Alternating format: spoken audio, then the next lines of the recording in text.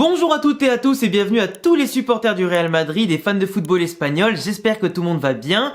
Il y a même pas 10 minutes, j'ai tourné le débrief entre le Real Madrid et Villarreal, il est disponible en tout cas depuis hier sur la chaîne YouTube. Cette vidéo sortira donc le lendemain. Je suis pas disponible pour les tirages au sort de Ligue des Champions malheureusement, donc je pourrais pas vous le débriefer le jour même, mais on en reparlera un peu plus tard dans la semaine, c'est pas grave. Mais globalement, aujourd'hui, on sait que David Alaba s'est fait les ligaments croisés contre Villarreal. Il a fait un appui, sa jambe s'est bloquée dans le sol, le genou, il s'est tenu automatiquement, les grimaces qu'il faisait et le fait qu'il n'arrivait pas à marcher pour sortir du terrain, c'était très compliqué. On pouvait penser au début à une torsion du genou, un truc comme ça, mais forcément, il ne marche pas, même pas un pied sur le sol. Et apparemment, il pleurait dans les vestiaires déjà juste après la sortie, donc c'était très compliqué. Donc comme Militao et Courtois, il fait les croisés. 3 joueurs du Real Madrid qui font les croisés, ou simplement 3 joueurs d'une même équipe qui font les croisés en même pas 4 mois. Comme le dit Carlo Ancelotti, c'est absolument du jamais vu. Donc le Real Madrid qui de base ne voulait pas recruter au mercato d'hiver, qui allait récupérer quasiment tous ses joueurs blessés, sauf Militao qui reviendrait pour mars environ, Vinicius pour fin janvier et aussi Courtois forcément à la fin de la saison seulement. Mais tout le reste allait revenir après la trêve, en tout cas de Noël, et un peu après pour la Supercoupe d'Espagne, etc. ou le début de la Ligue des Champions.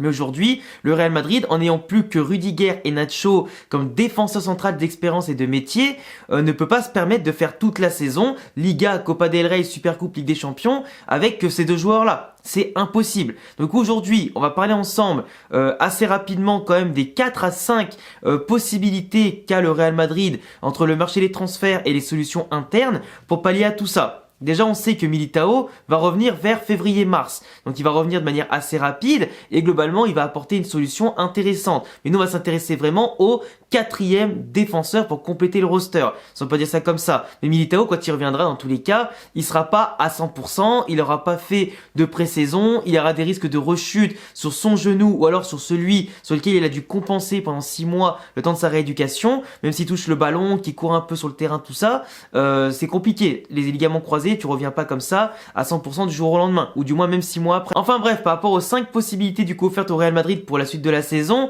on va partir de la plus évidente à la moins évidente, et forcément qui entraîne une solution interne jusqu'au possible recrue derrière. Déjà, les solutions en interne, c'est faire monter Marvel du Castilla, qui est un très bon défenseur central, qui est jeune, formé au club, qui attend qu'une seule chose, c'est d'avoir sa chance en équipe première. Et moi qui suis régulièrement le Castilla, comme vous savez tous, pour moi, c'est une solution qui peut être intéressante pour lancer un jeune dans le grand bain, faire confiance et peut-être qu'il pourra exploser au plus haut level, nous surprendre et pourquoi pas devenir un taulier du présent et du futur, du moins à plus ou moins court terme, tu vois. Sauf qu'aujourd'hui, Marvel, honnêtement, sachant que je regarde le Castilla tout le temps et quasiment tous les week-ends, c'est un joueur qui pour moi n'est pas aussi fort que était par exemple Rafa Marín qu'on a envoyé du côté d'Alaves l'été dernier. On en parlera un petit peu après de Rafa Marín, mais Marvel dans sa disposition physique, dans les duels aériens, dans l'impact qu'il met, il est impressionnant parce qu'il a la puissance, il anticipe bien tout ça. Par contre souvent il fait des erreurs de placement et d'alignement qui sont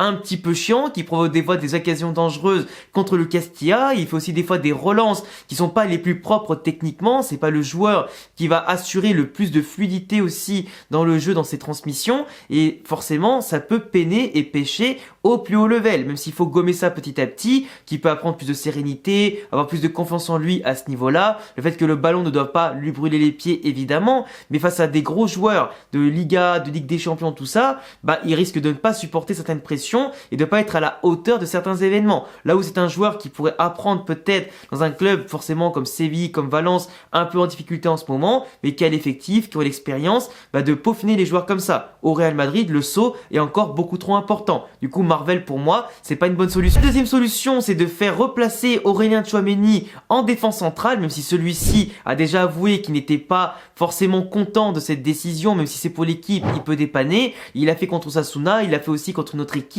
Ça s'est très bien passé parce que c'est un joueur qui ratisse tous les ballons, qui court pour 12. Le mec, il est très fort dans son positionnement, dans sa façon d'analyser le jeu, d'anticiper. C'est un joueur qui récupère énormément de ballons, qui met l'impact, qui est ultra technique. Donc pour le conserver, ne pas faire d'erreur et la relancer propre avec sa vision du jeu et sa classe, que ce soit jeu court, jeu long, forcément ça ferait la différence. Un très bon premier relanceur, une très belle rampe de lancement des actions dès le début, en tout cas dès la première ligne. Et forcément après il est pas forcément lent, il est quand même assez rapide. Quelqu'un qui va au charbon, qui n'a pas peur aussi de tacler en dernier recours. Et en tout cas quelqu'un de très propre à tous les levels. Mais forcément un volume de jeu comme le sien, c'est plus intéressant de l'avoir au milieu de terrain, là où il rayonne le plus et là où il va bonifier aussi le jeu des autres. Mais dans le cas où tu as déjà des milieux de terrain comme Kroos, Valverde qui dans le double pivot en ce moment fonctionne à merveille, Tchouaméni en défense centrale pour épauler un Rudiger qui est un peu moins technique que lui mais quand même qui va au charbon, ou simplement un Nacho qui est un très bon soldat comme d'habitude, ben franchement ça peut faire l'affaire. Pour dépanner suivant les équipes, c'est pas mal. Après, à voir ce que ça donnerait contre des giga oppositions forcément de Ligue des Champions, mais Tchouaméni, on sait que par son intelligence, il peut briller à d'autres postes que le sien. Mais c'est pas une solution viable, ou du moins à moyen et long terme. La troisième solution, forcément, qui va commencer à entrer du côté du marché des transferts, c'est faire revenir Rafa Marine, qui a déjà commencé à prendre de l'expérience cette saison avec Alaves. Alors oui, c'est pas une des meilleures équipes, mais il a quand même la confiance de son coach, il a quand même du temps de jeu. C'est un joueur qui déjà avait des prédispositions plus qu'intéressantes par sa taille, son physique. C'est aussi un très bon relanceur, c'est quelqu'un en tout cas qui techniquement est plutôt agile et surtout à l'aise. Et globalement, tu vois, un joueur comme ça, qui a encore une très grosse marge de progression, qui incarne vraiment l'avenir du Real Madrid et qui a décidé globalement, d'ici la saison d'après ou encore celle d'après, de le faire venir dans les 4 défenses centraux du Real Madrid. Avoir un joueur formé au club qui certes manquera encore d'expérience en Ligue des Champions, tout ça, et ça aurait même été plus intéressant de le prêter à une équipe, bah pareil, Villarreal et Séville, etc.,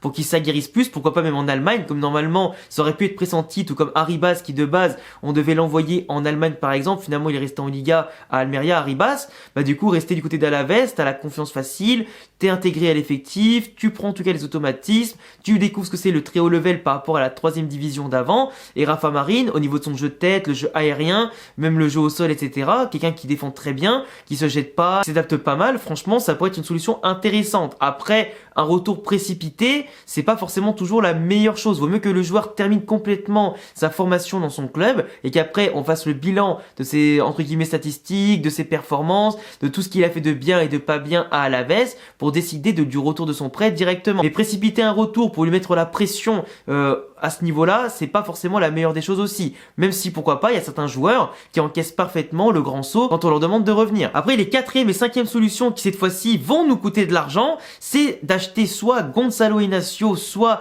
Leny Yoro. Alors d'un côté, Gonzalo Inacio, j'en ai déjà parlé de manière vraiment détaillée avec une vidéo qui lui est consacrée sur la chaîne YouTube. Je vous laisserai la regarder pour tous les détails statistiques, etc. Mais c'est un joueur qui coûterait entre 50 et 60 millions d'euros du côté du Sporting, qui en a vraiment besoin, qui sont actuellement dans les leaders du championnat portugais, enfin du moins ils ont un match en moins sur Benfica actuellement, mais ils vont sûrement repasser devant dès la fin de cette journée-là. Mais globalement, le Sporting Portugal qui fait une très bonne saison, lui il a déjà goûté la Ligue des Champions il y a 2 saisons de ça, c'est un joueur qui est déjà en plus en sélection du Portugal, qui a déjà connu le très haut level, du coup à tous les levels, club comme sélection. Il n'a plus rien à prouver par sa taille, il fait 1m86, il est très bon dans les duels aériens, il est très bon techniquement, il est très bon dans les duels, en vitesse, il a des très bonnes caractéristiques au global, il peut encore progresser, surtout tactiquement parlant, on en avait déjà parlé justement de quelques défauts tactiques, voire des fois il se laisse un peu trop enflammer aussi techniquement par ses petites percées ou des fois des relances un peu approximatives, ça peut arriver parce qu'il peut s'enflammer assez vite. Mais globalement, Gonzalo Inacio, pour son statut de joueur assez mature maintenant, qui a de l'expérience, qui est déjà au football professionnel depuis pas mal de temps, il a déjà 22 ans, il va sur ses 23, c'est vraiment un joueur qui pourrait parfaitement compléter ce qu'on a déjà. Après, il y a une solution qui celle-là sera la plus compliquée, c'est vraiment Leny Yoro. C'est un jeune qui a 18 ans, qui a à peu près 50 matchs en pro du côté de Lille seulement, qui a marqué quand même quelques buts, mine de rien, qui a seulement 18 ans est vu comme le nouveau Raphaël Varane parmi les défenses centraux qui sont athlétiques, qui sont très grands parce qu'ils mesurent 1m90, qui est capable de mettre du danger sur les coups de pied arrêtés offensifs, qui est très bon pour assurer la sécurité sur les coups de pied arrêtés défensifs. C'est un jeune qui éclabousse de son talent la Ligue 1 et qu'on voit déjà apparemment soit au Bayern, soit au Real, soit au PSG. Et forcément, c'est un joueur qui attise toutes les convoitises. Paulo Fonseca, son entraîneur aujourd'hui, a décrété qu'il était même peut-être encore meilleur que Raphaël Varane au même âge. Et quand on connaît la carrière de Raphaël Varane au Real Madrid, si lui, il est aussi bon, voire meilleur, bah je demande à voir. Vraiment, même si bien sûr la pression de Lille et du Real, c'est pas la même chose. Moi, pour l'avoir observé un petit peu, notamment durant le match entre Lille et le PSG, d'un coup d'œil, parce que j'avais d'un côté Real Villarreal, de l'autre côté Lille Paris Saint-Germain pour voir, c'est vrai que il a une maturité, il a une technique, il a une prestance, il a une présence, il a une classe, il a une complémentarité avec les autres, une capacité à prendre un leadership intéressant, à s'imposer, parce il a quand même pocket Mbappé durant Lille PSG. Et c'est quand même pas rien. Quand tu pocket un Mbappé sur 90 minutes et pas par chance, c'est qu'au bout d'un moment, quand t'es là, t'es présent, que t'anticipes, que tu le bloques dans ses dribbles, que tu l'empêches de partir, quand un mec rapide t'arrive à le bloquer comme ça, par ta propre vitesse, ta propre en tout cas puissance, c'est que t'as vraiment quelque chose, c'est qu'il y a un potentiel, que tu te laisses pas embarquer par des feintes, que tu te laisses pas avoir par faute d'inexpérience, même si bien entendu, il n'a pas encore connu, à part les espoirs, les sélections vraiment principales, il n'a pas connu encore la Ligue des Champions, tout ça. Donc le vice, il va sûrement le subir contre des gros attaquants comme les Harry Kane ou je sais pas quoi, tu vois. Mais globalement, déjà contre Mbappé et les attaquants du PSG, qui sont pas n'importe qui, tu fais des prestations comme ça et tu participes à la très belle saison de Lille qui est quand même 4e de Ligue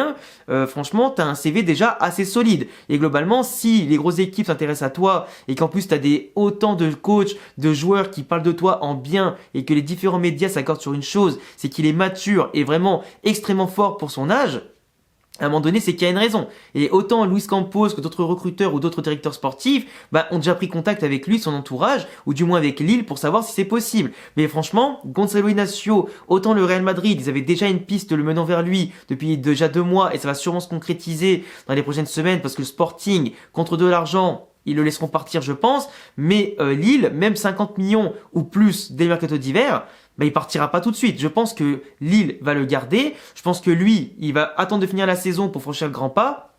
Sauf que le Real Madrid en a besoin maintenant. Et globalement, si Lille ne veut pas le lâcher et qu'ils vont peut-être mettre un prix encore plus exorbitant en sachant que le Real Madrid est dans l'urgence et qu'ils devront lui gratter de la thune, absolument, le Real sera peut-être refroidi suivant le prix. Et globalement, si le PSG est prêt à attendre la fin de l'année pour débourser 50, 60, 70 millions, chose qu'ils feront sûrement, le joueur peut-être qu'il préférera aller au PSG, tout remporter avec d'autres joueurs de la sélection française, simplement au niveau national, parce qu'il sait qu'une place au PSG, ça pourra lui ouvrir les places en équipe de France et que globalement, entre les JO qui arrivent, etc., le joueur peut-être qu'il voudra tout gagner d'abord en Ligue 1 avant de partir. Et c'est pas tout le monde qui voudra aller au Real Madrid tout de suite, même si le plus grand club du monde frappe à ta porte. Il y a plein de paramètres à prendre en compte. Et puis, je pense pas que Yoro sera la cible idéale pour le Real, parce qu'il est quand même encore très jeune, et c'est compliqué après de passer d'un statut de titulaire à Lille, parce que t'es déjà dans tes 2 premières saisons de Ligue 1 de ta carrière, à seulement 18 ans, et que au Real Madrid, il sera pas titulaire, il sera remplaçant et jouera bien sûr dans la rotation, mais c'est compliqué parce que Gonzalo Inacio, il sait qu'il devra se battre pour avoir sa place, mais lui à mon avis sera plus enclin à partir du Sporting pour aller au Real Madrid, gagner sa place, etc. Même si Yoro, à mon avis, compétiteur comme il doit être et ambitieux comme il doit être, même si c'est un joueur apparemment qui est très humble, etc. Faut prendre aussi tout ça en considération. Est-ce que tu veux jouer tout le temps pour progresser et après pour mieux partir, ou est-ce que tu veux sauter les étapes et risquer de perdre une place, etc. en vue des échéances qui arrivent au niveau national, etc.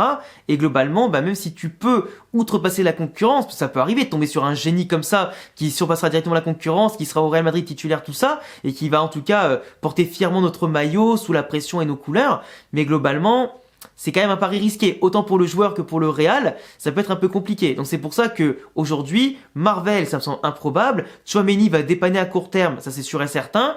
Comment il s'appelle Rafa Marine, à voir si on le rappelle de près pour avoir une option peu coûteuse et intéressante. Mais après Gonzalo Inacio et Yoro, ça va coûter des thunes et puis à voir si leurs équipes seront enclins à lâcher un gros joueur au mercato d'hiver. Après, il n'y a pas beaucoup d'autres occasions et d'options de très haut level sur le marché. Et encore une fois, pour déloger des grands joueurs de leur effectif, à cette période-là de l'année, c'est très très compliqué. Donc on verra ce que le Real Madrid et Ancelotti seront capables de choisir et de faire. En tout cas, j'ai pleinement confiance en bord du Real Madrid pour, s'il vous plaît, trouver la belle pépite pour cet été, enfin du moins cet hiver, et pas recruter n'importe qui dans l'urgence. Et puis voilà, on verra bien ce qui va se passer pour remplacer Alaba, à qui on souhaite bien sûr un très bon rétablissement. Son expérience, sa bonne humeur va nous manquer. Il a quand même tout remporté en seulement 2 saisons au Real Madrid. On espère qu'il reviendra, même si à son âge, je pense très clairement que les ligaments croisés, ça risque peut-être de mener à la fin de sa carrière au Real Madrid. Et de base, l'Arabie Saoudite le voulait pour cet été. Donc à voir ce qui se passera quand il sera remis. Et si le Real Madrid le remplacera pas définitivement, le poussera pas vers la sortie,